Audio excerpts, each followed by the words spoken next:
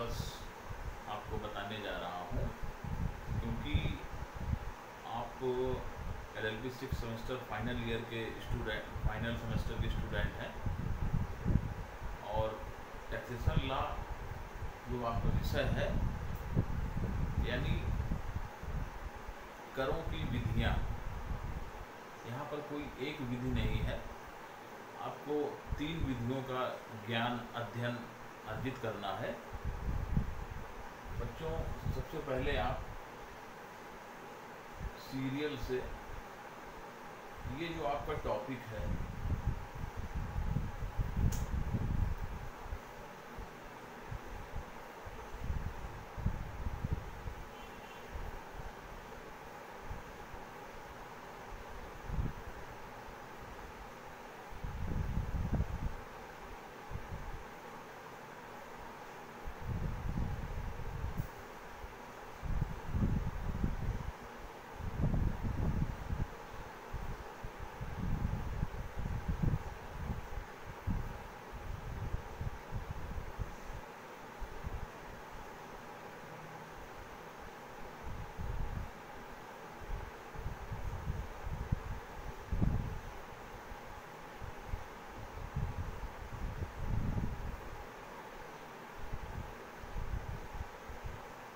तो ध्यान दें बच्चों, ये 1 पॉइंट से लेकर 9 पॉइंट तक जो भी बातें मैंने नोट की हैं, वो सब आपको आयकर अधिनियम 1961 के अंतर्गत पढ़नी होगी। इसके अलावा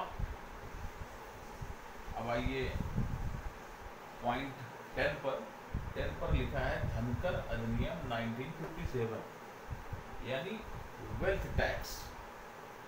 यह हो गया आपका इनकम टैक्स, ये हो गया वेल्थ टैक्स। वेल्थ टैक्स यानी धनकर अधिनियम 1957, ये आपका इसमें इंक्लूड जो टैक्सेशन लॉ का पेपर बनाया गया है, इसमें 3 एक्ट प्रमुख रूप से इंक्लूडेड है। पहला आयकर अधिनियम 1961, दूसरा वेल्थ टैक्स 1957 और तीसरा जो है केंद्रीय माल सेवा कर अधिनियम 2017। यानी आपने सुना होगा वर्तमान में ये जो एक्ट है पूरी तरह प्रभावी है और जो निर्धारित व्यक्ति होता है जिसको टैक्स पेड करना था, काफ़ी चेंजमेंट, काफ़ी बदलाव, काफ़ी सुधार हुए हैं। आज इसको हम GST एक्ट के नाम से भी जानते हैं। ये 2017 का है, तो यानी 2017 में इस अधिनियम का निर्माण हुआ, उदय हुआ और आज जो भी व्यापार, उद्योग, कारोबार, व्यवसाय, सभी कुछ GST एक्ट पर ही निर्भर है। तो बच्चों, हमारा आपको सिलेबस बताने का उद्देश्य मात्र यही है कि आपको पहले टैक्सेशन लॉ का जो पेपर होता है 100 मार्क्स का, इसमें आपका 35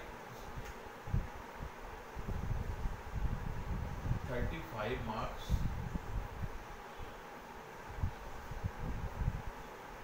इससे आते हैं और 35 इससे आते हैं और आपका 30 मार्क्स इससे आते हैं, यानी 35, 35, 70, 30, 100, तब 100 नंबर का ये टैक्सेशन लॉ का पेपर आपका तैयार होता है, बनता है। तो अपने माइंड में बच्चों ये जरूर सेट कर लीजिएगा, जब भी आप टैक्सेशन लॉ की मैं क्लास लूँगा, आपको रेगुलर इसी तरह क्लास में आना है और रेगुलर मैं आपको सारे सेक्शंस, सारे टॉपिक, सारे एक्ट में अलग अलग, सब में अलग अलग व्यवस्थाएं, अलग अलग बात कही गई हैं, उनको अलग अलग ही सेट करना है, उनको अलग अलग ही। यदि कोई क्वेश्चन पूछा जाता है कर तथा कर शुल्क की अवधारणा से आप क्या समझते हैं, तो बच्चों यहाँ पर आपको एग्जाम में ये भी क्वेश्चन दिया होगा, इनकम टैक्स आयकर अधिनियम के अंतर्गत कर तथा शुल्क की अवधारणा परिभाषित कीजिए, यानी एक्ट का नाम वहाँ दिया होगा। तो आपको आयकर अधिनियम के अंतर्गत ही रहकर इसका जवाब देना है। इसी प्रकार से यदि धनकर अधिनियम के अंतर्गत कोई क्वेश्चन आ जाता है कि उत्पाद शुल्क लगाने की शक्ति बताइए, क्वेश्चन में लिखा होगा धनकर अधिनियम के अंतर्गत उत्पाद शुल्क लगाने की शक्ति, तो जहाँ अधिनियम का नाम दिया हो उसके अकॉर्डिंग ही जवाब देना है, भले ही यहाँ पर इसका मतलब वही हो और अन्य एक्ट में भी इसका मतलब सेम हो, लेकिन आपको बाकायदे अधिनियम का नाम देते हुए फला फला अधिनियम के अंतर्गत परिभाषित है तब पूरी बात अपनी बतानी होगी। इसी प्रकार से केंद्रीय माल सेवा कर अधिनियम 2017 जो बनाया गया है, अगर इसमें क्वेश्चन आ जाता है कर प्राधिकारियों की न्यायिक समीक्षा कीजिए, तो कर प्राधिकारियों की न्यायिक समीक्षा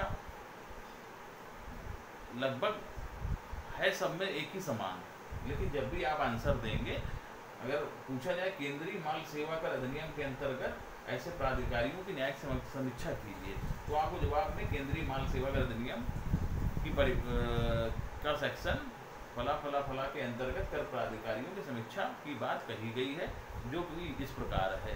क्लियर? तो आपको सबसे पहले इसको अलग देखना होगा, ये एक्ट, ये एक्ट, ये एक्ट, और इन तीनों एक्टों को अलग अलग अपने दिमाग में सेट कर लेना है और उनके क्वेश्चन, अन एक्ट को क्वेश्चन और क्वेश्चन को पढ़ना है कि क्वेश्चन किस अधिनियम से लिया गया है, उसी के अकॉर्डिंग जवाब देना है। क्योंकि बहुत सारे बच्चे ऐसे होते हैं कि वो केवल guest paper, easy notes, CLP, CLF पढ़ के चले जाते हैं, लेकिन ये नहीं ध्यान देते हैं वहाँ केवल पूछा गया कर अधिकारी की शक्तियों की विवेचना कीजिए, ये अब उनको देखने का कार्य है कि ये किस अधिनियम के अंतर्गत पूछा गया है, उसी अधिनियम के अंतर्गत आपको जवाब देना है।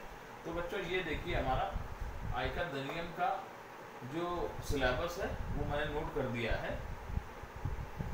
सबसे पहले पूछा जाएगा करारोपण इतिहास, उद्देश्य तथा प्रत्यक्ष एवं अप्रत्यक्ष कर, यानी करारोपण टैक्स प्रणाली जो है, टैक्स सिस्टम जो है, उसका बैकग्राउंड, उसका इतिहास क्या था, इसका उदय होने का कारण, उद्देश्य क्या था, तथा प्रत्यक्ष और अप्रत्यक्ष कर ये क्या होते हैं।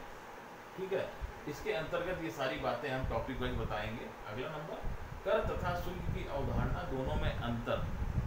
कर क्या है, शुल्क क्या है, देखने में तो एक ही सा लग रहा है, कर की भी वसूली की जाती है, शुल्क भी वसूला ही जाता है, लेकिन इसके अंदर क्या मुख्य बात है जो आपको जाननी समझनी है, वो मैं आपको आगे क्लासेस में परिभाषित करके नोट्स बनवाता रहूँगा। अगला पॉइंट आता है करारोपण से संबंधित संवैधानिक प्रावधान, कर की प्रकृति तथा क्षेत्र।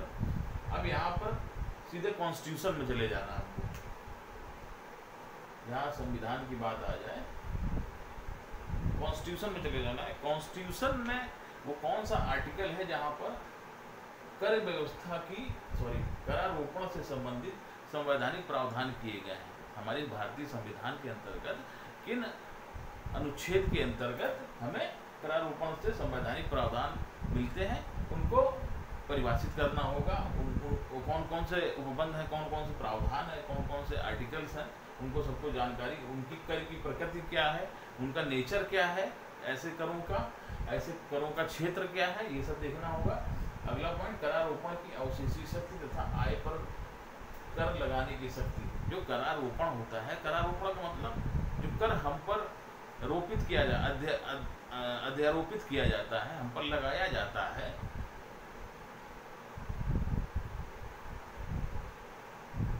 उस लगाने के पीछे ऐसी कौन सी शक्तियां हैं जो अधिनियम के अंतर्गत दी गई हैं, उनकी जानकारी करनी है।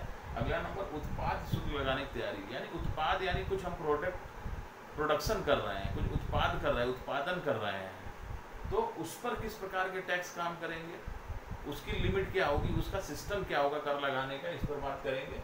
वस्तुओं के क्रय विक्रय पर राजस्व बंटवारा कर उन्मुक्तियाँ। अब वस्तुएं जो भी हम खरीदते बेचते हैं, उस पर क्रय विक्रय करते हैं, लेन देन करते हैं, उस पर किस प्रकार का कर और राजस्व, जो राजस्व में टैक्स जाएगा वो बंटवारा किस प्रकार से होगा, और उस हमें कितनी बचत होगी, कितनी छूट हो सकती है, इसके बारे में जानकारी करेंगे। अगला पॉइंट है कर प्राधिकारियों की न्यायिक समीक्षा। जो कर प्राधिकारी यानी अधिकारी होते हैं, शीर्ष से लेके निम्न स्तर तक के कर प्राधिकारियों की न्यायिक समीक्षा में आ जाता है कि इनका न्यायिक रूप से क्या पावर्स हैं, अपील की सुनवाई का अधिकार और उसके ऊपर टैक्स के संबंध में कुछ मामला आता है उसको सुनने का अधिकार। तो ये सब न्यायिक समीक्षा के अंतर्गत बातें हम करेंगे। अगला है करारोपण के सिद्धांत तथा अच्छीकरण प्रणाली। करारोपण वही जो हमारे ऊपर कर आरोपित किया जाता है, वो सिस्टम कहाँ से आया, किस प्रकार का है और सबसे बेटर कर प्रणाली कर सिस्टम क्या है, उस अच्छी कर प्रणाली क्या है, उसके बारे में हमें जानना होगा। 9वां पॉइंट आता है कर अपवचन, कर बचाव, कर नियोजन, काला धन। सबसे पहले बात करते हैं काला धन। जानते हैं ब्लैक मनी, इस पर किस प्रकार से टैक्स में छूट दी जाती है। ये जो काला धन होता है ये गवर्नमेंट का होता है, कितना परसेंट गवर्नमेंट इस पर टैक्स लगा सकती है। कर नियोजन क्या होता है? कर नियोजन यानी टैक्स वसूलने में जो भी नियुक्त किए जाते हैं व्यक्ति, उनकी बात करेंगे। कर बचाव, कर आपकी ऐसी कौन कौन सी परिस्थितियां हैं, ऐसी कौन कौन से प्रावधान हैं जिनके अंतर्गत हम अपना कर बचा सकते हैं। कर अपवचन यानी ऐसे करों की बात करते हैं जहां पर कर देने के लिए आप एक वचनबद्ध हैं, ऐसे मामलों को कर अपवचन के अंतर्गत हम बात करेंगे। ये तो आपका हो गया, यहाँ तक आपका हो जाता है इनकम टैक्स एक्ट, यानी ये आयकर अधिनियम 1961। क्लियर? अब ये दो एक्ट जो बचते हैं,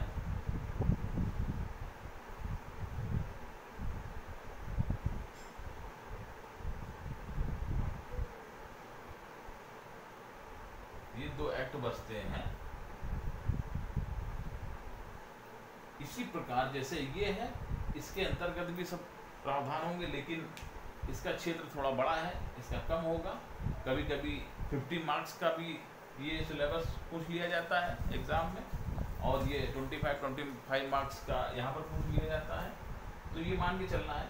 इसी प्रकार से धनकर अधिनियम जो वेल्थ कर है, जो धन आप कमाते हैं या धन पर लगाया जाने वाला कर, यहाँ पर तो हर प्रकार उत्पाद पे लगाने जाने वाला क्रय विक्रय पर लगाए जाने वाला कर, मतलब सभी प्रकार के करों का वर्णन किया गया। यहाँ पर मात्र धन कर, जो आपका धन है उस पर लगाने वाले कर की बात हमें करनी है।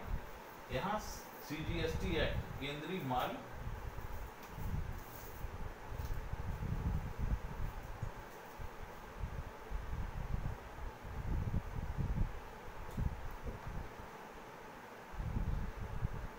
CGST एक्ट यानी central goods service tax act, तो 2017 का है। अभी हाल में ही इसका प्रारंभ हुआ है, और जबकि इसके कई परिणाम भी सामने आ रहे हैं, तो इसको भी जानना उतना ही आवश्यक है जितना, और जबकि इन्हीं तीनों को मिलाकर आपका टैक्सेशन लॉ का पेपर बनाया जाएगा, और इन्हीं तीनों के अंतर्गत ये सारी बातें आपसे पूछी जाएंगी, जो कि आपको एग्ज़ाम के लिए भी मोस्ट इम्पॉर्टेंट है, ज़रूरी है।